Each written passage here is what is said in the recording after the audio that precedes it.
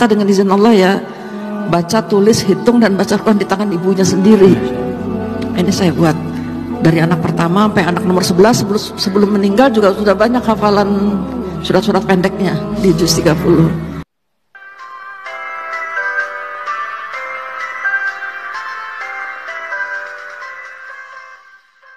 Bun, saya mau nanya ke Bunda deh. Siap. 10 Bun, 10 anak Bunda. Yang ada. Saya aja 3 Bun di rumah. Kadang suka bingung ngurusnya bagaimana. Kasih tips dong Bun, 10 anak yang ada, semuanya hafiz Quran. Apa sih tips yang paling utama yang harus dilakukan oleh orang tua agar anak-anak bisa menjadi seperti itu? Itu Bun. Bismillahirrahmanirrahim. Rabbi shrah li sadri wa yassir li amri wahlul 'uqdatam min lisani yafqahu qawli. Pertama memang tips ya, praktis. Boleh Bun. Menyandarkan diri kita kepada Allah Subhanahu wa taala. Karena anak ini titipan. Jadi minta tolong sama Allah. Hari itu kok saya tiap tahun melahirkan. Jadi orang lihat saya itu kalau nggak gendong di dalam, gendong di luar. Anak yang paling dekat umurnya itu nomor 1, nomor 2, nama nomor 6 dengan nomor 7 dengan nomor 8. Nah alhamdulillah ke-4-4-nya sudah selesai 30 juz dan ya secara umum Allah beri karunia berprestasi.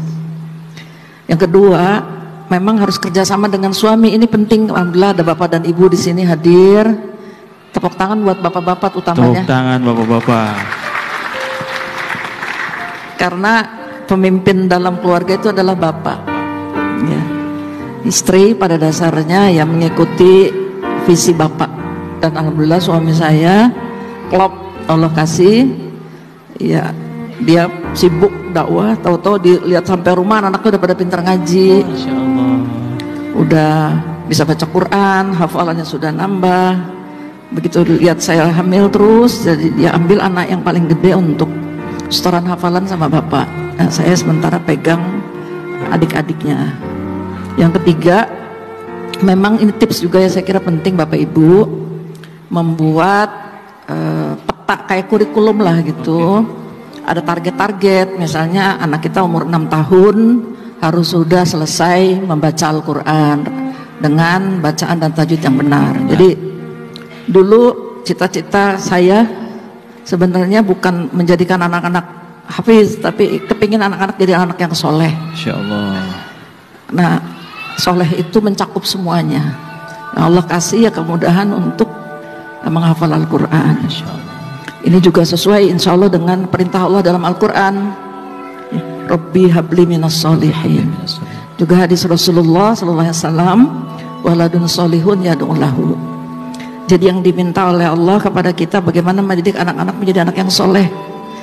Nah itu, jadi saya suka nangis juga nih, sebenarnya nangis sama dengan anak-anak. Boleh Bu, nggak apa-apa.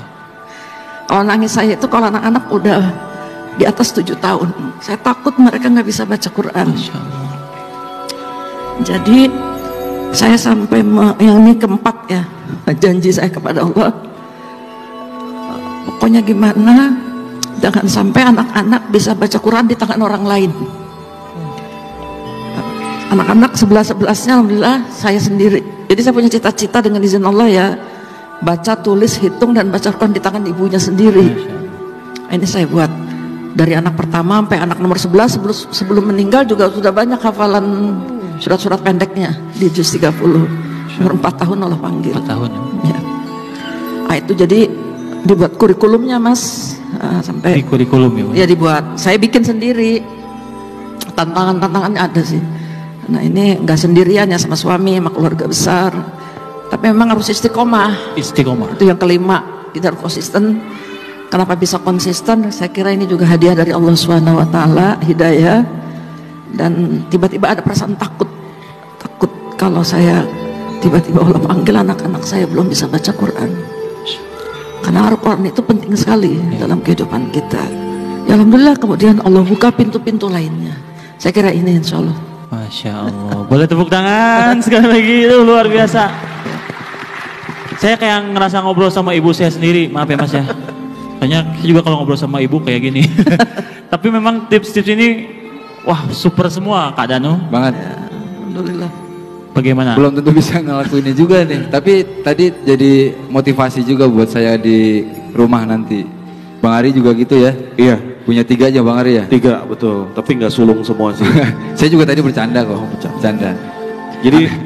Jadi keluarga itu ternyata memang bisa dijadikan sebuah tim. Betul. Gimana caranya bisa bersama-sama saling kerjasama ya Bu ya. Iya. Saling bantu membantu gitu. Yang udah bisa ngajarin adiknya gitu mungkin ya Bu ya. Iya, saya buat seperti itu. Jadi anak-anak jarang keluar rumah. Saya bikin anak nomor 1 bertanggung jawab dengan anak yang nomor 9. Oh iya. Anak yang nomor 2 bertanggung jawab terhadap anak yang nomor 10. Jadi tingkat kesulitan yang paling tinggi dipegang oleh anak yang paling besar. Masya Allah. Sampai sekarang jadi masih ikatan saudara itu. Alhamdulillah. Jadi tidak hanya sekedar hubungan saudara damia ya, nah, tapi juga hubungan-hubungan ideologis. Nah, ini saya bilang ini kelak akan menjadi saksi nanti di hadapan Allah.